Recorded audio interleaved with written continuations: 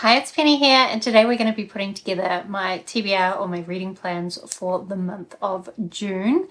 Please excuse any kind of mess in the background. Something that is relevant to my TBR creation is that in July, actually the 1st of July, we're going to be moving, so things in the background are going to get more and more chaotic in my next few videos. But also, because that basically means June is going to be like our preparation for moving time, and as I said, things are going to get messier and messier, and I'm probably going to have less and less time for reading, so I need to plan less books to read than I normally would if I want to keep things realistic, which is what I have been trying to do. And as well, because of the whole house buying nonsense that's been going on, I am actually about a week behind on my reading anyway, so I really think I'm going to have to put the first week of June aside for catching up on my May reading plans. So I'll probably be reading in the first week like The Sword of Kaigan and Children of Men, I think, were the last books that I had planned in my May TBR. So that means if I'm doing the thing which I've been doing recently where I pick one physical book and one audiobook for each week, if we say the first week is just catching up on May, then I'm just going to have 3 weeks to plan for. I have actually already filled the first 2 weeks with my series plans, so finishing up series or continuing series, as well as continuing a new one that I've just started in May. And then it'll be just the 2 slots in the final week of the month where I'm going to use my TBR machine website that I made that spits out random reading prompts to pick a couple of books off my TBR. Now, I think in my last TBR, I talked about having gotten to TBR 0, but then in May, I'm now at, I guess, TBR 3. So we need to pick probably one book off this physical TBR and then one book as an audiobook from the library using the TBR machine. My TBR now, so the books that I have obtained during May is firstly The Dream Factory by Steph Mataku. So this is just a quick children's book, and I think actually I'll probably just pick it up whenever I feel like something very easy to read. This is probably a 5-minute read, but the art looks stunning, so I couldn't resist picking it up because everything I've read by Steph Mataku has just been so much fun. So I'm hoping this will be too, and so I'm probably just going to put this like, I don't know where on the TBR, whenever we fit it in. So then we're just going to be picking, using the TBR machine, from either Foe by Ian Reid, where I have forgotten the synopsis, something about a woman's husband being replaced by like an AI replacement. Anyway, maybe that one, or maybe The Black God's Drums by P. Jelly Clark. Is that how you say that? I'm not sure. I actually got this from a free little library, and I got this from my library's free bin, and I really just got it because I'm excited to read some other things by the author, and I've heard a lot of good things about him, but I don't really know what it's about. I can see something about airships and some kind of voice in the main character's head. Anyway, let me load up the TBR machine and then we will pick some books. Okay, so we're only picking 2 prompts, and the first one is going to be read the book that has been on your TBR the longest. So I got Foe first from the free little library, so I guess that means I'm going to be reading Foe in June. So this is one that I saw Rachel from Shades of Orange say it was really great, so hopefully I will like it. I have also been wanting to read more science fiction, which is what this is, so fingers crossed. Okay, and then the next prompt, we'll try and find an audiobook from the library, and that is going to be, read a sad book. Let's see what we can find. Okay, so I think what we're going to do for this prompt is we're going to go with The Kingdom of Back by Marie Lu. So this book, what I think it's about is the sister of Mozart, and it's kind of like a magical realism where her and Mozart, Sebastian? Wolfgang? Anyway, they have like this imaginary world that they kind of use as escapism because I guess they have a lot of pressure on them. I think as well, like in real history, Mozart's sister was also very musically talented, but because she was a woman, she just didn't have the same opportunities. And so because of that, I think this book will be at least somewhat sad. As always, maybe I'm stretching the prompts, but I'm allowed to, so it doesn't matter.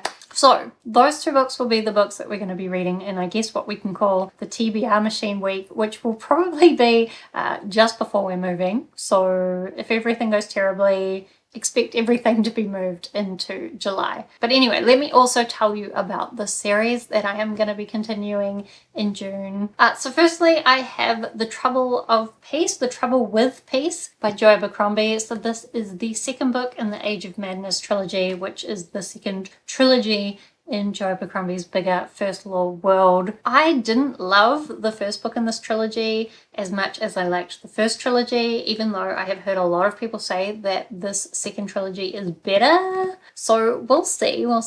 There was definitely a lot of things set up in the first book, but I feel like it's hard to talk about any of them without spoilers. But basically these are very grimdark series. It's very fantasy light, but there are some fantasy things happening on the periphery, kind of this bigger battle between different magical forces, and the conflicts between the different kingdoms are kind of like pawns in that bigger magical conflict. But also a big theme in this second trilogy is kind of the Industrial Revolution and a lot of unrest related to that. I'm really hoping that the second book will win me over, so fingers crossed, I guess. As well, I'm going to be finishing off the Soldier's Son trilogy by Robin Hobb. So the third book is called Renegade's Magic. So the Soldier's Son trilogy is the first trilogy that I've read by Robin Hobb that's not connected to the realm of the Elderlings. I had heard that it isn't as good, but so far I have been really loving it. Maybe it does have some problems, but so does the realm of the Elderlings, and I just find myself so connected to the characters. The story is still really slow, but something about the way that Robin Hobb just like slowly builds things helps me to feel so connected to the characters. Primarily we're following this young man named Navarre, who is being trained to be a soldier because in his country it's traditional that the second son is always a soldier, and he's the second son of a second son, so he feels like he has a lot to live up with, and he kind of has this vision of a perfect life of becoming an officer and having a beautiful wife and serving his country and his king. Things happen though where that does not go to plan. So this is kind of set in colonial America, and Navarre's people have conflicts with these other native people of the land, and Navarre has really been put in a position where he's in the middle of things, and he doesn't always deal with that so well, but it is very interesting. And in the second book, Navarre's life was just torn apart, so I'm really interested to see whether this final book in the trilogy can give me a satisfying ending. I really hope so, but I expect I'll cry anyway, at least. So those big fantasy books I'm going to put in the first week, or actually the second week of June, and both of them are quite long, so that could derail my whole month potentially. Then I do have some shorter ones planned for the next week. So I am going to be continuing my Cosmere reread, both with a reread and actually one that I haven't read before. So I'm going to be reading Mistborn: The Secret History. I have read Mistborn Era 1 and the first 3 books of Mistborn Era 2, and I believe this is the suggested time to read Mistborn: The Secret History. I don't really know what it's going to be about. The synopsis doesn't say much other than it must be set in the world of Mistborn, where they have these magical powers that are related to consuming metals. There's so much that I love about the world, even though I didn't love Mistborn Era 2, or I haven't been loving it so far. So I am a little bit concerned about whether The Secret History is going to give me that Era 1 feeling that I would prefer, or is it going to give me that Era 2 feeling, which is probably going to leave me disappointed. I don't know.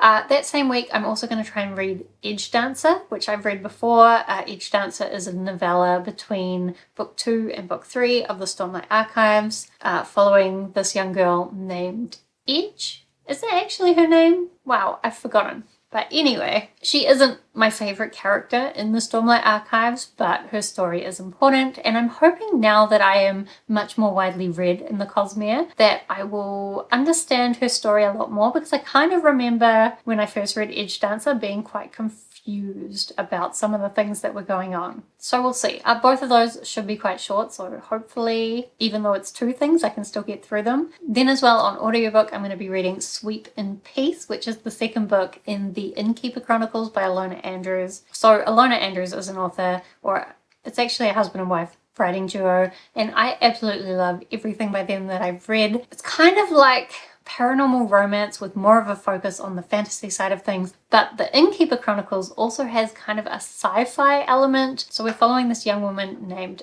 Dina, and she is an innkeeper. So in this world there are these inns where like intergalactic travelers can stop at them and be protected, but also they protect the earth from these travelers because they're kind of like typical supernatural type creatures. But Alona Andrews always has such a great way of taking those typical supernatural creatures like werewolves and vampires and then giving them like a more logical explanation. And I really love the twist of how that's being done in the Innkeeper Chronicles, even though the first book was way too short. So I'm glad to be continuing the series, and I think they get a little bit longer as they go along. I hope so, because I did really like the first book. I just really love the way that Alona Andrews manages to make the books like really fast-paced and high action and also humorous. But also like have interesting world building and interesting plots. Generally there's some kind of like murder mystery, monster mystery going on. So I expect that'll be similar in the Innkeeper Chronicles. And yes, there will also be a romance. And typically I don't like romance that much, but I do tend to like the way that Alona Andrews does it. So I didn't mind it in the first book, and I'm interested to see where it will go. So that's going to be my TBR for the month of June. Even if I take out The Hangover from May, it is still kind of an 8-book TBR, thanks to adding in The Dream Factory and the fact that I'm going to read 2 Cosmere short stories or novellas, although Brandon Sanderson's novellas are often kind of normal person book length. Anyway, let me know what you're excited to be reading in June, and if you have read any of the books that I'm going to be reading, let me know whether you think I'm going to like them. And do subscribe if you'd like to see more of my bookish videos. Otherwise, thank you so much for watching. I hope that you are doing well, and I will see you next time.